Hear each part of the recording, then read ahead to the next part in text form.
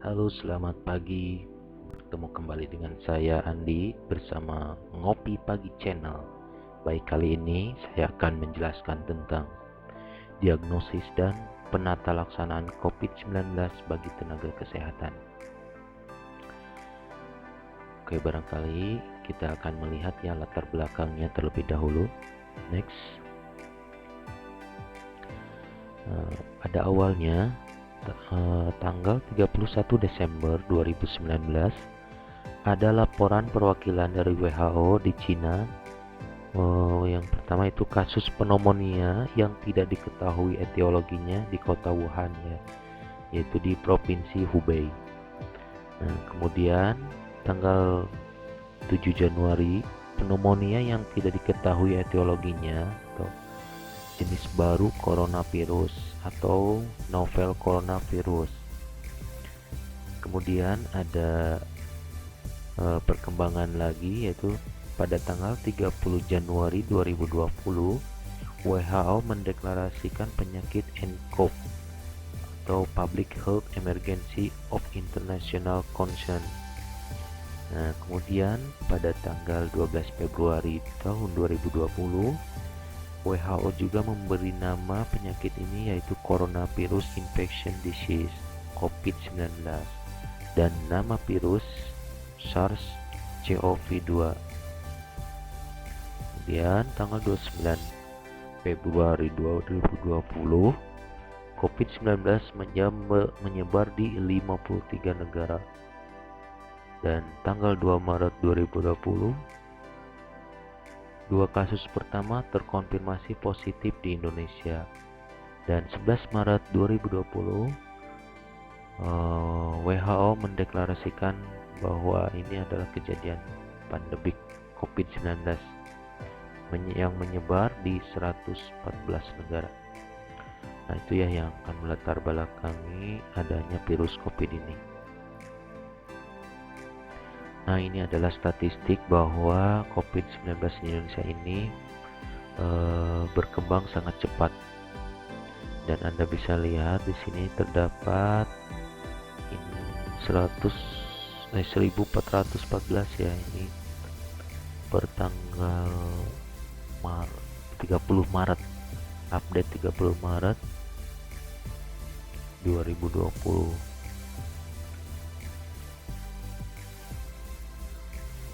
Oke, kita lihat dulu dasar hukumnya, yaitu Undang-Undang Nomor 4 Tahun 1984 tentang wabah penyakit menular. Kemudian Undang-Undang Nomor 36 Tahun 2019 tentang kesehatan. Ada lagi Undang-Undang Nomor 29 Tahun 2004, dan Anda bisa lihat ya, banyak sekali. Oke, penyakit infeksi emerging PIA.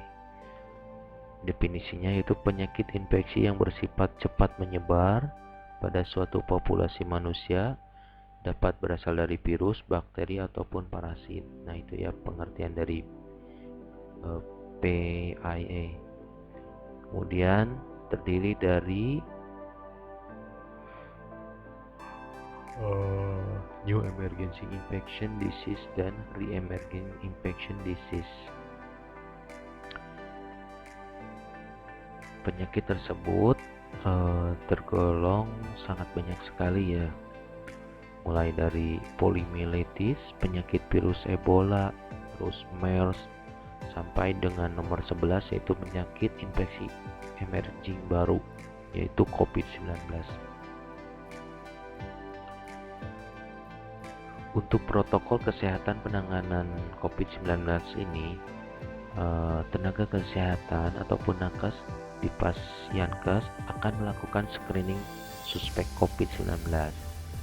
Jika memenuhi kriteria suspek COVID-19, maka Anda akan dirujuk ke salah satu rumah sakit rujukan yang siap untuk penanganan COVID-19. Dan jika tidak memenuhi kriteria suspek COVID-19, maka Anda akan dirawat inap atau rawat jalan tergantung diagnosa dan keputusan dokter Pasyankes. Jika Anda memenuhi kriteria, akan diantarkan ke rumah sakit rujukan. Di Di rumah sakit rujukan akan dilakukan pengambilan spesimen untuk pemeriksaan laboratorium dan dirawat di ruang isolasi. Spesimen akan dikirim ke Badan Penelitian dan Pengembangan Kesehatan. Jika hasilnya positif, maka Anda akan dinyatakan sebagai penderita COVID-19. Sampel akan diambil setiap hari. Anda akan dikeluarkan dari ruang isolasi jika pemeriksaan sampel 2 kali berturut-turut dan hasilnya negatif ya. Nah, ini dia alur rujukan pasien.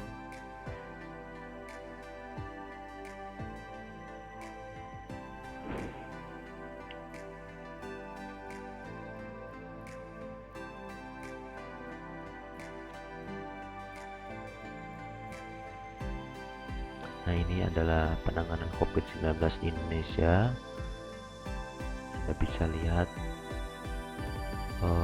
orang sehat tetap di rumah ya. Kalau untuk orang kontak erat, karantina di rumah tanpa gejala.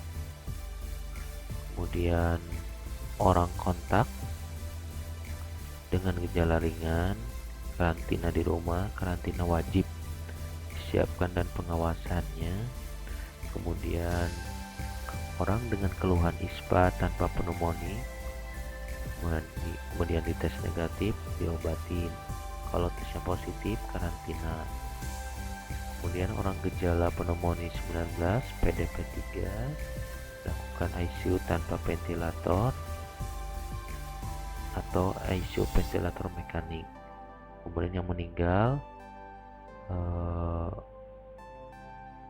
pulasara jenazah sesuai ketentuan.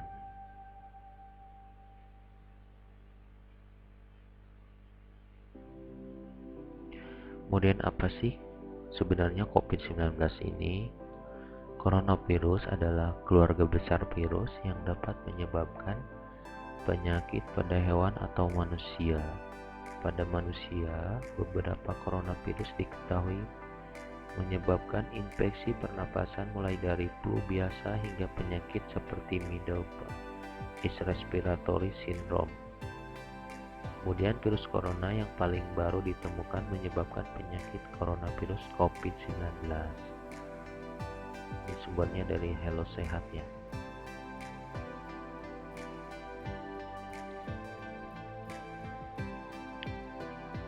Oke, ini dia salah satu gejala yang timbul. Yang pertama adalah adanya demam, nyeri kepala, nyeri otot, anosmia, hipoglusia, penurunan pengucapan, nyeri tenggorokan, batuk, gangguan pernapasan, dan gangguan gastrointestinal.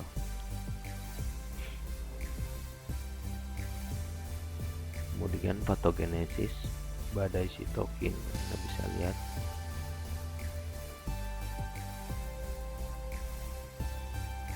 Bentuk penularan COVID-19 yang pertama itu melalui droplet. Droplet ini ada yang sifatnya langsung dan tidak langsung. Kalau tidak langsung, droplet tumpah ke permukaan benda. Kemudian kita menyentuh dengan tangan. Tangan menyentuh wajah, yaitu mata, hidung, dan mulut tanpa cuci tangan. Kalau secara langsung, pada saat orang lain yang positif, kemudian bersin, kemudian percikannya langsung ke muka kita, jarak 1-2 meter dari orang yang batuk bersin tanpa ditutup, itu akan lebih beresiko lagi ya.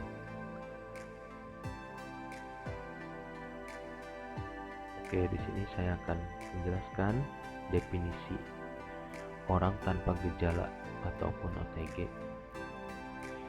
Tidak bergejala dan memiliki risiko tertular dari orang konfirmasi COVID-19. Merupakan kontak erat dengan kasus konfirmasi COVID-19 pada pemeriksaan positif COVID. Kontak erat ini diartikan yaitu seseorang yang kontak fisik atau berada di satu ruangan dalam jarak 1 meter dengan kasus PDP atau positif COVID-19. Petugas kesehatan di tempat perawatan kasus tanpa menggunakan APD sesuai standar. Orang yang berada dalam suatu ruangan yang sama dengan kasus positif dalam 14 hari terakhir. Orang yang bepergian bersama radius 1 meter dengan segala jenis alat angkut kendaraan dalam 14 hari terakhir. Untuk yang ODP sendiri, yaitu mengalami demam lebih dari 38 derajat ataupun riwayat demam atau gejala gangguan sistem pernapasan, mulai dari pilek, sakit tenggorokan, dan adanya batuk. Dan pada foto toraks tidak ditemukan gambaran pneumonia. Untuk yang pasien PDP,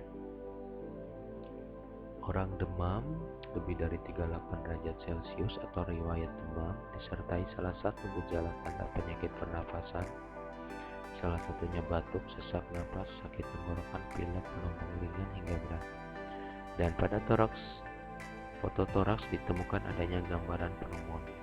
Nah, itu salah satu ciri PDP ya dalam pengawasan.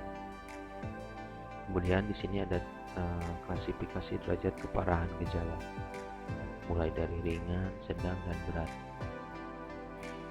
Kalau ringan, demam kurang dari 38, batuk, tenggorokan, dan lain-lain. Kalau sedang,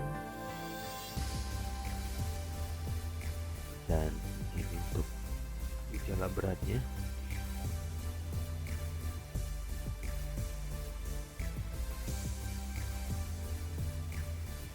untuk pemeriksaan rutin saat pasien datang, foto toraks, terus darah perifer lengkap, kimia darah lainnya, fungsi hepat, terus piroksitonin bila dicurigai bakterialis.